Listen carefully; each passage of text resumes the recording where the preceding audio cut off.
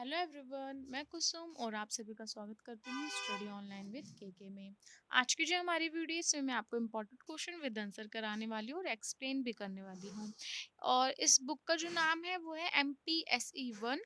इसको हम भारत और विश्व बोलते हैं, इंडिया एंड द वर्ल्ड। तो चलिए आज की वीडियो को हम स्टार्ट करते हैं। तो देखिए स्टूडेंट, इससे पहले भी मैंने वीडियो अपलोड कर रखी है MPSE 1 की विद एक्सप्लेन। आप वो प्लेलिस्ट में जाके देख सकते हैं। और मैंने MPSE 1 की और भी वीडियो अपलोड कर रखी हैं, बट वो एक्सप्लेन नहीं कर रखी थी। बट अब इससे पहले मैंने अब वीडियो एक्सप्लेन करना स्टार्ट किया है, तो वो आप देख सकते हैं, प्लेलिस्ट में आपको मिल जाएगी। ये पार्ट 2 है इसका पार्ट 1 जो है मैंने अपलोड कर दिया है। तो इसके अंदर हम इंपॉर्टेंट क्वेश्चन करेंगे जो आपके एग्जाम के पॉइंट ऑफ व्यू से बहुत ज़्यादा इंपॉर्टेंट रहने वाले हैं। अगर आप इसकी पीडीएफ चाहते हैं तो मेरे को व्हाट्सअप कर सकते हैं, उसके कुछ चार्जेस हैं। नहीं तो आप वीडियो को पोस्ट करके भी पढ़ सकते हैं। तो चलिए आज के वीडियो को हम स्टार्ट करते हैं। देखिए फर्स्ट क्वेश्चन है, वर्तमान विश्व की व्यवस्था रूपरेखा। इसमें आपको जो वर्तमान की विश्व व्यवस्था है उसकी रूपरेखा के बारे में बताना है। या तो फिर ये क्वेश्चन ऐसे भी आ सकता है, वर्तमान विश्व व्यवस्था क्या है। ठीक है, बेसिकली क्वेश्चन ये पूछ रहा है आपसे कि जो आज की स्थिति है, हमारे वर्तमान की जो स्थिति है उसके बारे में बताना है कि विश्व व्यवस्था किस प्रकार से है, विश्व की जो व्यवस्था है वो बतानी है हमें। तो चलिए इसको स्टार्ट करते हैं। तो देखिए आपको पता है आज के टाइम पे क्या है कि आधुनिक युग आ चुका है। ठीक है, आधुनिक युग बोलते हैं, वैश्वीकरण बोलते हैं, और ठीक है बहुत सारे नामों से इसको जाना जाता है। औद्योगिकरण भी बोलते हैं, जिसमें सारी टेक्नोलॉजी का यूज होता है। तो इसमें ये बता रहे हैं आधुनिक युग में क्या हुआ है कि दो भागों में देश बंट गए हैं। एक तो निर्धन है और एक अमीर है। आपको पता ही होगा दो ही देश होंगे, एक निर्धन होगा एक अमीर होगा। ठीक है, तो निर्धन देश जो होता है वो अमीर के ऊपर निर्भर होता जा रहा है। ऐसा क्यों हो रहा है कि जो निर्धन देश है अमीर पे डिपेंड हो रहा है? क्योंकि अमीर देश के पास सारी चीज की फैसिलिटी है, टेक्नोलॉजी उनके पास है। ठीक है, और जो मुद्रा होती है, पैसे हैं उनके पास है, अमीर हैं, हर चीज उनके पास है। बट जो निर्धन देश है उसके पास हर चीज की कमी है। तो वो जो अमीर देश है उस पर निर्भर होता है, उससे ऋण लेता है, ये सब चीजें हैं। तो क्या होता है कि जैसे आधुनिक युग आ रहा है इसमें क्या होता जा रहा है कि अमीर देश तो बहुत अमीर होता जा रहा है, और जो गरीब देश है वो और ज्यादा कमजोर, गरीब, शक्तिहीन ऐसे होता जा रहा है। और वो ऐसा हो क्यों रहा है, शक्तिहीन कमजोर इसलिए हो रहा है क्योंकि जब वो अमीर देश पे डिपेंड होता है, ठीक है, उस पर निर्भर होता है, तो जो अमीर देश है उसका शोषण करने लग जाते हैं। ठीक है, उसके पास जो भी चीजें होती हैं वो हथियाने की कोशिश करते हैं, उसके ऊपर दबदबा करने की कोशिश करते हैं। अगर हम किसी अमीर देश से कोई ऋण ले लेते हैं, कोई लोन ले लेते हैं, तो क्या होता है कि अमीर देश जो हमको लोन दे रहा है फिर वो संधियां साइन करवा लेता है, बहुत सारी चीजों पे सिग्नेचर करवाता है कि आपको ये करना पड़ेगा, ये करना पड़ेगा, आप टाइम पे दोगे तो आपको ये करना पड़ेगा। ऐसे बहुत सारी चीजें होती है जो उस टाइम पे होती है जब हम ऋण लेते हैं। तो आपको पता ही है कि जो गरीब देश होगा वो तो अमीर देश से ऋण लेगा ही नहीं, तो वो अपने आप को विकसित कैसे करेगा? ठीक है, अच्छे से बिल्कुल एकदम कैसे वो अमीर बनेगा? तो इसलिए वो उस पर निर्भर होता है। तो इसलिए उनकी शक्तियां जो होती है वो खत्म हो जाती है एक तरीके से। जब गरीब देश होता है तो अमीर देश उस पर ज्यादा कब्जा करने की कोशिश करता है, उसको अपने अधीन करने की कोशिश करता है, तो उसकी शक्तियां कमजोर होती जाती हैं। ठीक है, यहाँ पे ये सब चीजें बताई गई हैं। और देखिए वर्तमान युग में क्या है कि वैश्वीकरण का युग आ गया, मैंने आपको बताया ना, भूमंडलीकरण, वैश्वीकरण। इससे क्या होता है कि संबंध तो एक दूसरे के साथ बनते हैं, जैसे कि एक देश के साथ दूसरे सब देश इकट्ठे मिलते हैं ना। आपको पता है ना वैश्वीकरण से क्या हो रहा है, भूमंडलीकरण वैश्वीकरण से क्या हो रहा है कि सारे देश आपस में मिल रहे हैं, जो ठीक है, आपस में निर्यात कर रहे हैं, आयात कर रहे हैं, और अपनी टेक्नोलॉजी एक दूसरे देश में प्रदान कर रहे हैं। बट इससे ये तो ठीक है, बट इसके नेगेटिव जो इफेक्ट है वो क्या हो रहे हैं कि अमीर देश बहुत ज्यादा अमीर हो रहा है, गरीब देश और ज्यादा गरीब हो रहा है। और इससे ये भी इसके नेगेटिव इफेक्ट पड़ रहे हैं कि जो भी लोग हाथों से काम करते थे अपना, जिसको लघु उद्योग बोलते हैं, हाथों से काम करने वाला जो होता ना, वो सब मशीनों ने ले लिया उसकी जगह। तो अब जो बेरोजगारी है वो ज्यादा बढ़ गई है, क्योंकि अब टेक्नोलॉजी ये है तो मशीनें सब काम कर लेती है इजिली, और उसके लिए कम लोगों की आवश्यकता भी होती है। और जो काम पहले ज्यादा लोग करते थे वो अब कम लोग कर रहे हैं, तो जो बाकी लोग हैं वो हट गए, तो क्या हुआ, बेरोजगारी बढ़ गई। तो इसके पॉजिटिव इफेक्ट भी है, नेगेटिव इफेक्ट भी है। ठीक है, तो आधुनिक युग में ये सब चीजें चल रही है। तो अगर आपका एक क्वेश्चन आता है तो आप बहुत सारी चीजें लिख सकते हैं इसके अंदर, क्योंकि है ही ऐसा टॉपिक। ठीक है, आगे देखिए क्या बता रहे हैं कि जो अमीर देश होता है जिसके पास सारी शक्तियां हैं, वो क्या करता है, गरीब देश की जो शक्तियां होती है वो छीनता है। ठीक है, आर्थिक रूप से, राजनीतिक रूप से, ये सब चीजों से मतलब कि उसमें इंटरफेयर करने लग जाता है अमीर देश गरीब देश के अंदर। यहाँ हो गया। यहाँ पे मैंने अभी आपको ऊपर बताया ना कि ऋण के माध्यम से कि ऋण ले लेते हैं हम जब अमीर देश से विकास करने के लिए, अपनी औद्योगिक को बढ़ाने के लिए, तो हम निर्भर हो जाते हैं दूसरे देश पे, है ना। वैश्वीकरण से एक चीज और हुई है कि एक देश सब पे निर्भर होता जा रहा है वैश्वीकरण से, क्योंकि एक कोई अकेला देश सब कुछ नहीं कर सकता, उसको दूसरे पे निर्भर होना पड़ता है। पर अमीर देश गरीब देश पे निर्भर नहीं होता, बहुत कम के बराबर निर्भर होता है, परंतु जो गरीब देश होता है वो अमीर देश पे ज्यादा निर्भर होता है, क्योंकि अमीर देश के पास ऑलरेडी टेक्नोलॉजी है, उसके पास इतना पैसा है कि वो हर एक चीज को विकसित कर लेता है, बना लेता है, विकास कर लेता है, परंतु गरीब देश के पास नहीं होता, तो वो उन्हों से लेता है। तो जब उन्हों से कोई चीज़ लेगा तो ज़ाहिर-सी बात है वो अपना दबदबा, अपना वो दिखाएँगे कि हम कितने पावरफुल हैं। है ना? जैसे आज के टाइम पे आप अ, अमेरिका का एग्जाम्पल ले सकते हैं, चीन का एग्जाम्पल ले सकते हैं, ठीक है, ये सब चीज़ें।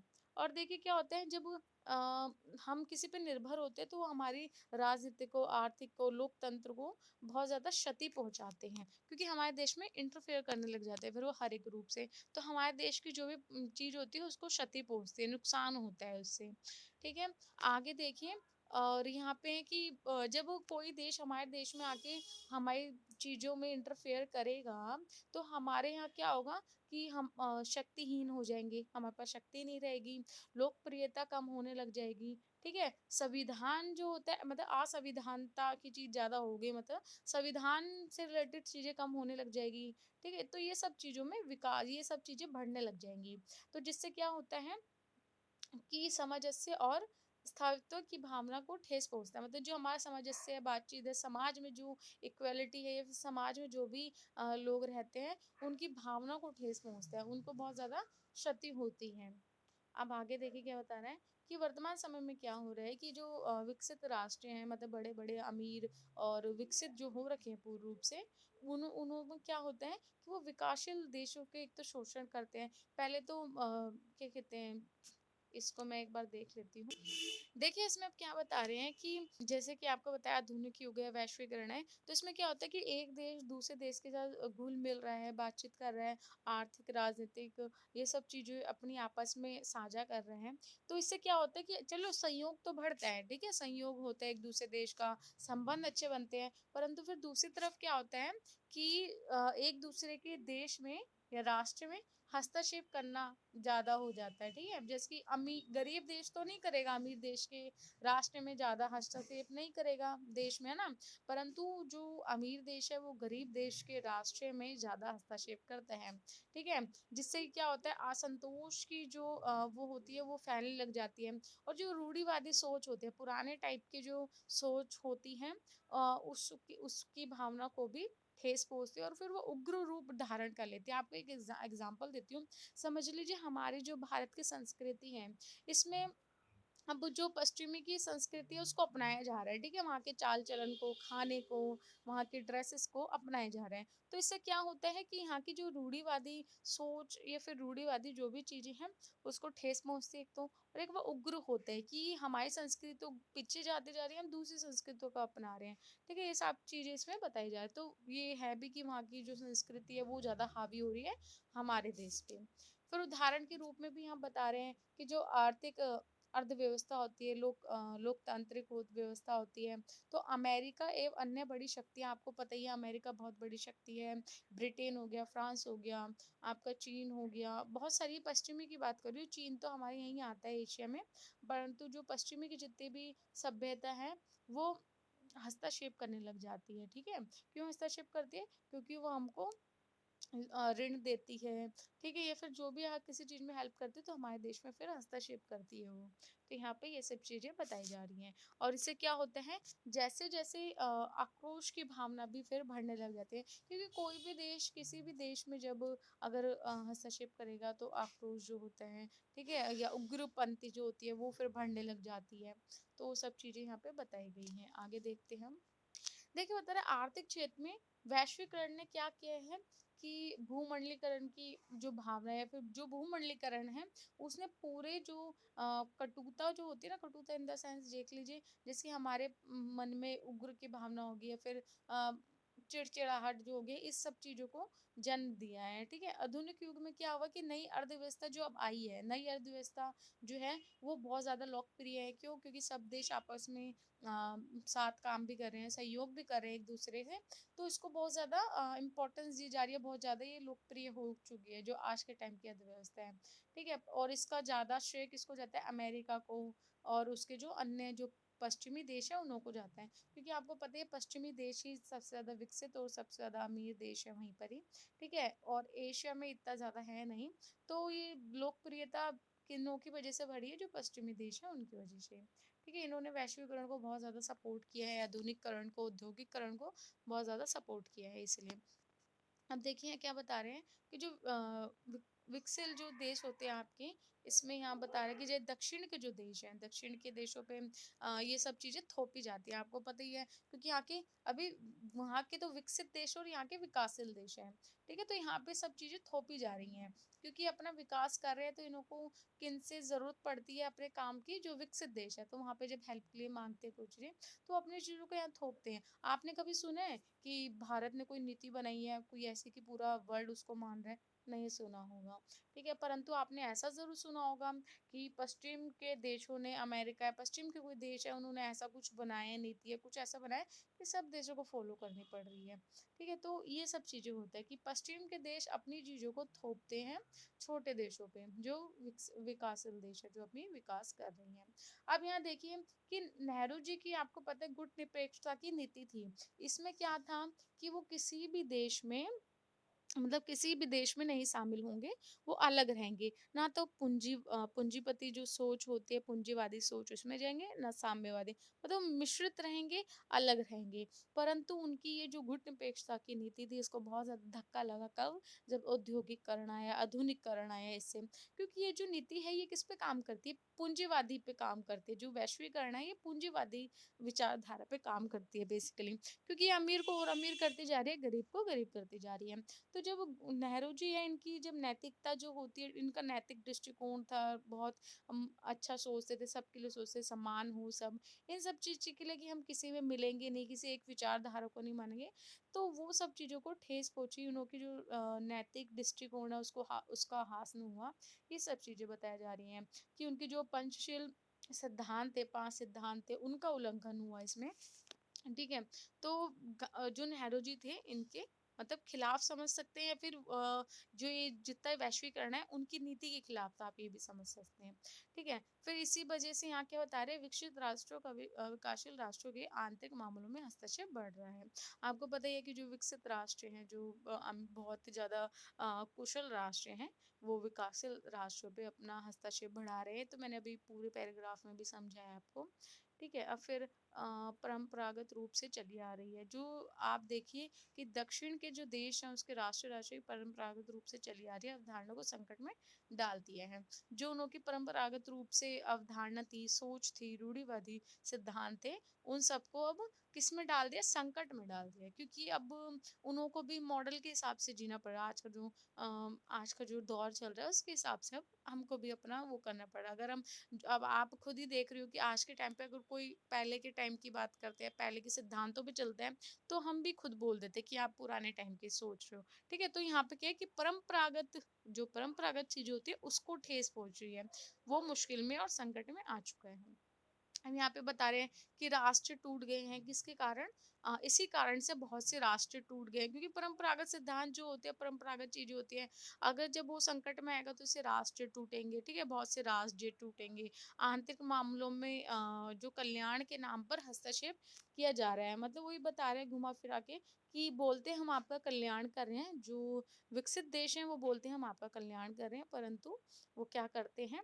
कल्याण के नाम पे हमारे देश में हस्तक्षेप करते हैं, अपनी चीज़ों को मनवाते हैं। और जो ये भी नई आर्थिक व्यवस्था है, ये पूंजीपति देशों की मानसिकता जो है उसको उजागर करते हैं। क्योंकि आपको पता है, मैंने बताया कि नई अर्थव्यवस्था क्या है, ये पूंजीवाद जो दृष्टिकोण है उसको ज़्यादा सपोर्ट करती है, फिर उस पे ही पूरा मतलब बनी हुई है। तो ये उसी को ही दिखाती है कि कैसे अमीर इंसान के बारे में इसमें है पूरा। फिर यहाँ पे बताया जा रहा है कि स्वतंत्रता की जो विदेश नीति होती है, स्वतंत्र विदेश नीति प्रभावित हुई है। जैसे कि आपको पता है कि हर एक देश की विदेश नीति होती है, हमारी भी विदेश नीति है, हमारे देश की, सब देश की होती है। तो वो बहुत ज्यादा प्रभावित हुई है, किससे?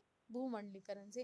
तो आपके पास ये पॉइंट है बहुत सारे, इसमें मैंने बहुत सारी चीजें आपको ऐसे एक्सप्लेन की है कि आप उसका पॉइंट बना के फिर उसको एक्सप्लेन कर सकते हैं। ठीक है, क्योंकि इसमें पॉइंट आपको दिख नहीं रहा होगा, तो आप इसको जो मैं बता रही हूँ इसको आप पॉइंट में भी लिख के फिर इसको एक्सप्लेन कर सकते हैं अपनी लैंग्वेज में और इजीली। फिर यहाँ पे आगे हैं कि सुरक्षा सुरक्षा के जो खतरे हैं वो ज्यादा बढ़ गए हैं। देखिए क्या है कि पहले के टाइम पे सुरक्षा हुआ करती थी, ठीक है। पर जैसे जैसे वैश्वीकरण आया है और तब से क्या हुआ कि सुरक्षा जो होती है वो खतरे में आ चुका है। क्योंकि किसी भी देश के बारे में दूसरे देश को बहुत इजीली पता चल जाता है। वहाँ के अंदर कोई चीजें चल रही हैं तो भी पता चल जाती है, ठीक है। क्योंकि हमारा जो कम्युनिकेशन है वो इतना ज्यादा फास्ट हो चुका है आज के टाइम पे कि किसी देश में क्या हो रहा है या किस देश में क्या नहीं हो रहा है ये भी पता चल जाता है। तो किसी को अगर किसी देश पे हमला करना होगा, कुछ करना होगा, वो इजीली उसको पता चल जाएगा कौन सी सिचुएशन सही है, हमको कब क्या करना है। ठीक है, तो सुरक्षा के नजरिए से देखा जाए तो बहुत ज्यादा लॉस हो रहा है इस चीज में। और फिर यहाँ है कि एकता में बाधा उत्पन्न हो रही है कि भारत के जो देश है, देश के अंदर एकता जो रहती है उसमें भी बहुत ज्यादा हानि हो रही है। ठीक है, क्योंकि कुछ लोग बोल रहे हैं कि वेस्टर्न कल्चर बहुत ज्यादा अच्छा है, कुछ लोग बोल रहे हैं ये अच्छा है। तो एकता जो होती है वो अब हटती जा रही है, लोगों के बीच में दूरियां ज्यादा आ रही है। फिर है कि लोकतांत्रिक व्यवस्था है उसमें बहुत ज्यादा संकट उत्पन्न हो रहा है। लोकतांत्रिक व्यवस्था जिसमें ज्यादा लोगों की सुनी जाती थी उसमें संकट उत्पन्न हुए जा रहा है अब। ठीक है, तो ये बहुत सारी चीजें कि एक पक्षीय अंतर्राष्ट्रीय नीति चल रही है। आपको पता है एक ही पक्षीय होती है, क्योंकि जो अमेरिका है वो अपने पक्ष की चीजें रखेगा और उसके अकॉर्डिंग सब चीज चलने लग जाएगा। ठीक है, ऐसे ही है कि वहां पे सबके लिए नहीं देखा जाता। जो अब आज की आधुनिक नीतियां चल रही है ना, नई आर्थिक व्यवस्था जो चल रही है वो एक पक्षीय है, वो द्विपक्षीय नहीं है। अगर द्विपक्षीय होगी तो सबका भला होगा, बट वो जब एक पक्षीय होगी तो एक ही किसी का भला होगा। तो वही आजकल चल रहा है। तो इसमें वही सब चीजें बताई गई हैं। बाकी ये सब जो मैंने आपको बताया, आप इसका कंक्लूजन ये निकाल सकते हैं कि जो भी आज के टाइम पे नई अर्थव्यवस्था आई है उसमें हमको कुछ फायदे हैं तो ज्यादातर नुकसान भी हैं। ठीक है, ऐसे भी आप इसको देख सकते हैं कि वैश्वीकरण से क्या हुआ है, कुछ फायदे हैं। ठीक है, नई टेक्नोलॉजी का पता चला है, हम आपस में जुड़ गए हैं, परंतु इसके नुकसान क्या है, हमारे देश को इससे खतरा है। ठीक है, अखंडता को खतरा है, सुरक्षा को खतरा, आतंकवाद बढ़ गया है, बहुत सारी चीजें आप इसमें लिख सकते हैं और पॉइंट वाइज लिखिएगा। क्योंकि जो मैं समझा रही हूँ पॉइंट आप इसको बना के फिर इसको एक्सप्लेन करना, तो अच्छे मार्क्स मिलेंगे।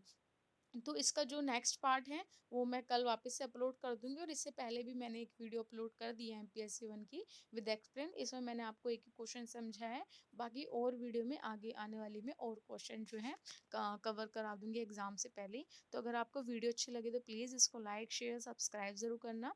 और मेरे को कमेंट में बता देना आपको कौन से सब्जेक्ट के ऊपर वीडियोस चाहिए विद एक्सप्लेन, तो मैं बना के अपलोड कर दूंगी ताकि आपके एग्ज़ाम अच्छे से जा सके। और आप अगर ये इम्पॉर्टेंट क्वेश्चन विद आंसर कर लेते हैं जो मैं करा रही हूँ, तो इसके अलावा आपको कोई भी बुक पढ़ने की देखने की ज़रूरत नहीं है। अगर आप इसकी पीडीएफ चाहते हैं तो पीडीएफ ले सकते हैं। उसमें ये सारे जो क्वेश्चन आंसर हैं वो मैंने उसमें रख रखे हैं। अभी तो इसमें मैं एक एक दो दो करके एक्सप्लेन कर रही हूँ, उसमें सारे ही क्वेश्चन आंसर इंक्लूड हैं। तो आप वो पढ़ लोगे तो आपको कोई भी बुक या कोई भी चीज़ करने की ज़रूरत नहीं है, उसमें से ही आपका सारा पेपर जो है कवर हो जाएगा। तो चलिए हम मिलते हैं नेक्स्ट वीडियो में। और हाँ स्टूडेंट, अगर आपको मेरे को व्हाट्सअप करना हो तो व्हाट्सअप नंबर डिस्क्रिप्शन बॉक्स में है, वहाँ से आप नंबर ले सकते हैं। अगर आप ग्रुप में ज्वाइन होना चाहते हैं, व्हाट्सअप ग्रुप या टेलीग्राम ग्रुप या इंस्टाग्राम ग्रुप, तो लिंक मैंने आपको दे रखा है, उसमें ज्वाइन हो जाना। क्योंकि उसमें कोई भी इंफॉर्मेशन होती है इग्नू की तरफ से, या फिर कोई भी मैं अगर वीडियो अपलोड करती हूँ इंपॉर्टेंट इन्फॉर्मेशन का चैप्टर को लेकर, तो वहाँ सबसे पहले मैं इन्फॉर्म कर देती हूँ इग्नू की इन्फॉर्मेशन भी। तो अगर आप उसको ज्वाइन कर लेंगे तो आपका ही बेनिफिट होगा उसमें। तो चलिए हम मिलते हैं नेक्स्ट वीडियो में। धन्यवाद।